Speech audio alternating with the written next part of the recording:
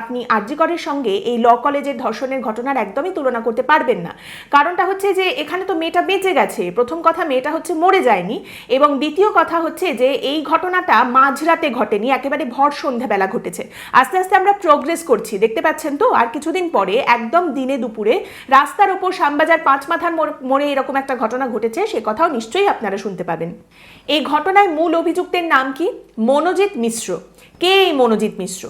জানা যাচ্ছে এই মনোজিৎ মিশ্র তৃণমূল কংগ্রেস করত, তৃণমূল কংগ্রেস ছাত্র পরিষদের সদস্য ছিল সে।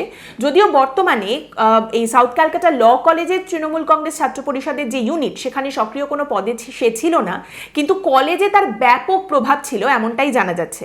তারই সঙ্গে কলেজের গভর্নিং বডি, কলেজ অ্যাডমিনিস্ট্রেশনের সঙ্গে অত্যন্ত ঘনিষ্ঠ সম্পর্ক ছিল মনোজিতের।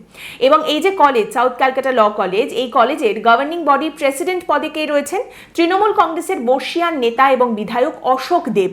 তার সঙ্গেও বেশ ভালো সম্পর্ক ছিল মনোজিতের। সোশ্যাল মিডিয়ায় অশোক দেবের পাশে দাঁড়িয়ে মনোজিতের প্রচুর ছবি রয়েছে। এবং তারই সঙ্গে জানা যাচ্ছে অশোক দেবের অনুমতিতে কিছুদিন আগেই এই কলেজে, সাউথ ক্যালকাটা ল কলেজে অস্থায়ী কর্মচারী হিসেবে নিয়োগ করা হয়েছিল মনোজিৎকে। আর এই মনোজিৎ তৃণমূল কংগ্রেসের প্রতি ছোটবেলা থেকেই আকৃষ্ট হয়ে পড়েছিল, এমনটাই জানাচ্ছেন তার বাবা। বাবা বলছেন যে ছেলের ছোটবেলা থেকেই তৃণমূলকে পছন্দ ছিল, তারপর কলেজে পড়ার সময় সে সক্রিয় রাজনীতির সঙ্গে জড়িয়ে পড়ে।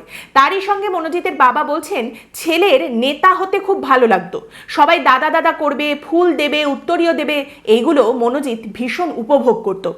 আর মনোজিতের যে সোশ্যাল মিডিয়া প্রোফাইল, সেখানে তার পরিচয় সম্পর্কে কি লেখা রয়েছে? প্রথমত মনোজিৎ তৃণমূল কংগ্রেস ছাত্র পরিষদের সদস্য ছিল। তারই সঙ্গে তার প্রোফাইলে লেখা রয়েছে দক্ষিণ কলকাতার তৃণমূল কংগ্রেস ছাত্র পরিষদ ইউনিটের প্রেসিডেন্ট ছিল সে। এবং তারই সঙ্গে সাউথ ক্যালকাটা ল কলেজের যে তৃণমূল কংগ্রেস ছাত্র পরিষদের ইউনিট, সেটারও প্রাক্তন প্রেসিডেন্ট ছিল মনোজিৎ মিশ্র। এবং তারই সঙ্গে জানা যাচ্ছে মনোজিৎ আলিপুর কোর্টে ক্রিমিনাল লয়ার হিসেবে প্র্যাকটিস করত।